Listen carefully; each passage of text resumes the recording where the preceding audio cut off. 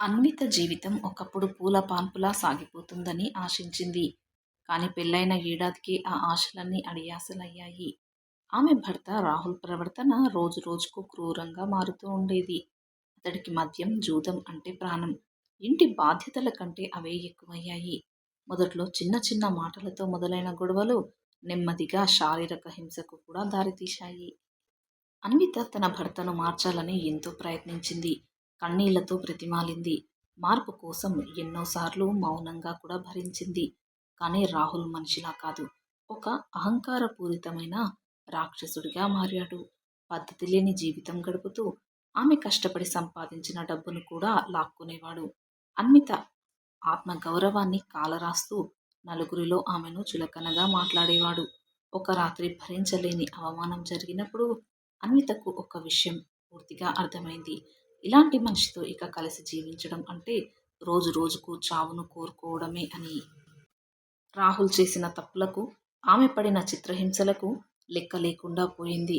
అతను చేసే ప్రతి పనిలోనూ ఆమె పట్ల కనీస గౌరవం, ప్రేమ అనేవి కరువయ్యాయి.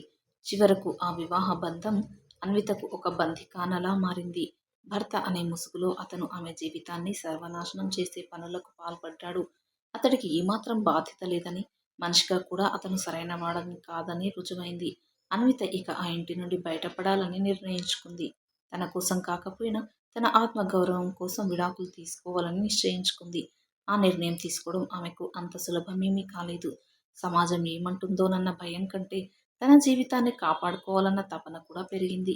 విడాకుల నిర్ణయం వెనుక రాహుల్ చేసిన అకృత్యాలే ప్రధాన కారణం. అతను చేసిన తప్పులకు ఆమె శిక్ష అనుభవించాల్సిన అవసరం లేదు. ఆ బంధం నుంచి విముక్తి పొందడం తప్ప వేరే మార్గం లేకపోయింది. న్యాయస్థానంలో విడాకుల కోసం దరఖాస్తు చేసినప్పుడు ఆమె కళ్ళల్లో నీళ్లు తిరిగాయి. కానీ ఆ కన్నీళ్లలో బాధ కంటే విముక్తి పొందుతున్నానన్న చిన్న ఆనందం కూడా ఉంది. రాహుల్ లాంటి మనిషి నుంచి దూరంగా వెళ్లడమే ఆమె తీసుకున్న అత్యంత సరైన నిర్ణయం అనుకుంది. అతని ప్రవర్తనకు విడాకులు తీసుకోవడం ఒక అనివార్యమైన ముగింపు. ఆ రోజు ఆమె జీవితంలో ఒక చీకటి అధ్యాయానికి స్వస్తి పలికింది. కానీ దురదృష్టవశాత్తు ఆ తర్వాత ఆమె జీవితంలో మరో పెద్ద కష్టం ఎదురు చూస్తుంది. విడాకుల తర్వాత అన్విత తన పుట్టింటికి చేరుకుంది. కానీ అక్కడి వాతావరణం ఆమె ఊహించిన దానికంటే దారుణంగా ఉంది. తల్లిదండ్రులు ఆమెను చూసి సంతోషిస్తారని ఆమె ఆశించింది. ఆమెను అక్కున చేర్చుకుని ఓదారుస్తారనుకుంది. కానీ వారికి అన్విత విడాకులు తెచ్చుకోవడం ఒక అవమానంగా తోచింది.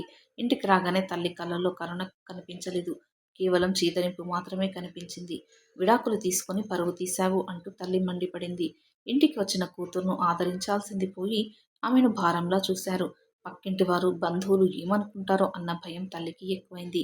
అన్వితకు ఆ సమయంలో ఎంతో ఆశ్రయం అవసరమైంది. కానీ ఆమె తల్లిదండ్రులు మనసు రాయిలా మారిపోయాయి. అన్విత తన బాధను ఎవరితో పంచుకోవాలో తెలియక కుమిలిపోయింది. ఎటు వెళ్ళినా ఆమెకు ఓదార్పు లభించలేదు. పుట్టిల్లు కూడా ఆమెను పరాయిదానిలా చూడడం మొదలుపెట్టింది. ప్రతి చిన్న విషయానికి అన్వితను నిందించేవారు. నువ్వు మా ఇంటికి కళంకం తెచ్చావు అని తల్లి అనడం ఆమెను ఎంతో బాధించింది. సర్దుకుపోయి ఉండాల్సింది అన్న ఆ మాటలు ఆమె మనసును ముక్కలు చేస్తూ ఉండేవి. కడుపున పుట్టిన బిడ్డ కష్టాల్లో ఉంటే ఆదుకోవాల్సిన తల్లిదండ్రులు ఆ నిందల్నే ఆయుధాలుగా మార్చుకున్నారు. అన్విత రాత్రిపూట ఎవరికీ తెలియకుండా ఏడ్చేది. ఆమెకు ఆ ఇంట్లో ఒక అపరిచిత వ్యక్తిలా అనిపించేది.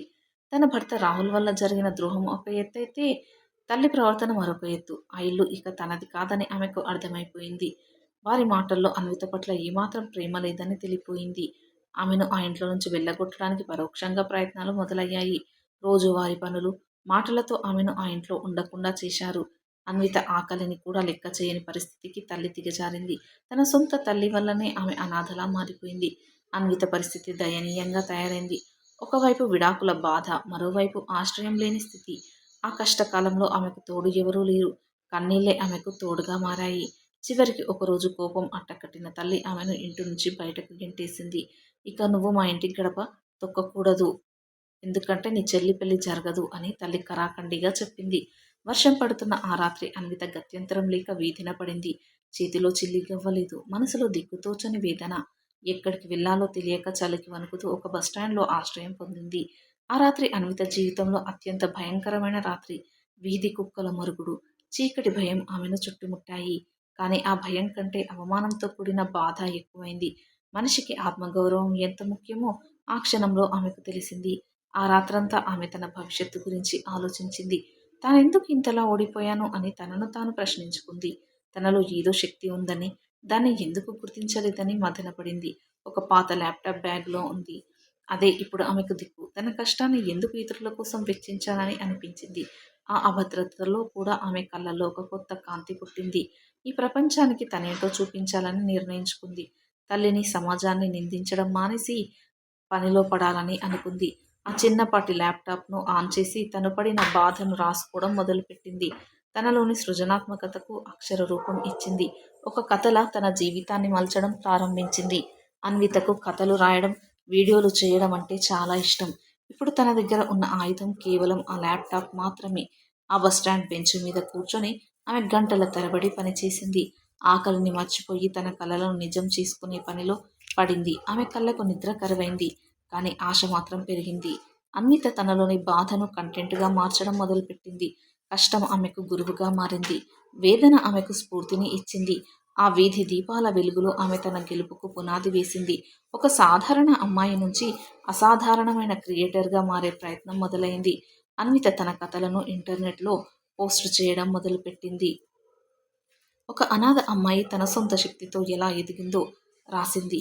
ఆ కథలలో ఆమె తన కన్నీళ్లను, బాధను, ఆత్మవిశ్వాసాన్ని నింపింది. నెమ్మదిగా ఆమె కంటెంట్‌కు జనాదరణ రావడం ప్రారంభమైంది. ప్రజలు ఆమె చెప్పే కథల్లో తమను తాము చూసుకున్నారు. ఆమె ఎమోషనల్ స్టోరీ టెల్లింగ్ లక్షలాది మంది హృదయాలను తాకింది. కష్టాల్లో ఉన్న ప్రతి ఒక్కరికి అవి ఒక స్ఫూర్తిదాయకమైన ఆశాకిరణంలా మారాయి ఆ కథలు. ఆమె రాత్రింబవళ్లు శ్రమించి వీడియోలను ఎడిట్ చేసేది. తన ప్రతిభను ప్రపంచానికి చాటడం మొదలుపెట్టింది. ఒకవైపు ఆదాయం మొదలైంది. మరోవైపు పేరు ప్రఖ్యాతులు వచ్చాయి.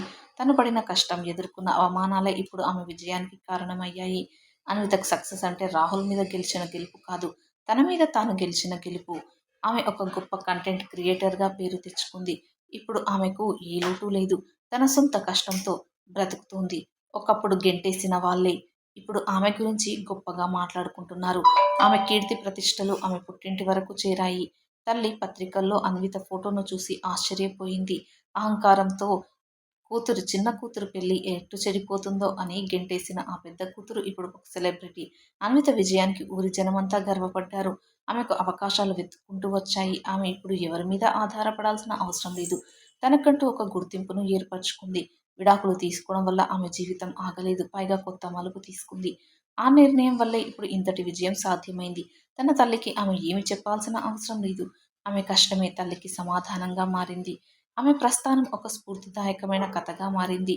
ఎంతోమంది అమ్మాయిలు ఆమెను రోల్ మోడల్‌గా చూస్తూ ఉన్నారు. కష్టపడితే సాధించలేనిది ఏదీ లేదని ఆమె నిరూపించింది. ఆ సక్సెస్ అన్వితకు ఒక కొత్త ఉత్సాహాన్ని ఇచ్చింది. అన్విత ఇంత సక్సెస్ సాధించినా చాలామంది పొగిడారు. ఆ చాలామంది కాకుండా మరో చాలామంది ఆమెను ఒక నేరస్తురాల్లాగా చూశారు. భర్తను వదిలేసి వచ్చి ఇలా రాజ్యమేలుతోంది అంటూ ఎన్నో అవమానకరమైన మాటలు మాట్లాడారు. అయినా వాటన్నింటిని భరించి ఆమె ముందుకు సాగింది. మరి ఈ వీడియోపై మీ విలువైన అభిప్రాయాన్ని చెప్పండి. అన్విత తన భర్తను వదిలేసి రావడం సరైనదేనా? లేదా తన భర్తతో ఆమె కలిసి ఉండి అతడిని మార్చుకోవడానికి ప్రయత్నించి ఉండాల్సిందా? మీ విలువైన అభిప్రాయాన్ని తప్పక కామెంట్స్‌లో తెలియచేయండి. అలాగే వీడియో నచ్చితే ప్లీజ్ లైక్ చేసి సబ్స్క్రైబ్ చేసుకోండి. Thanks for watching.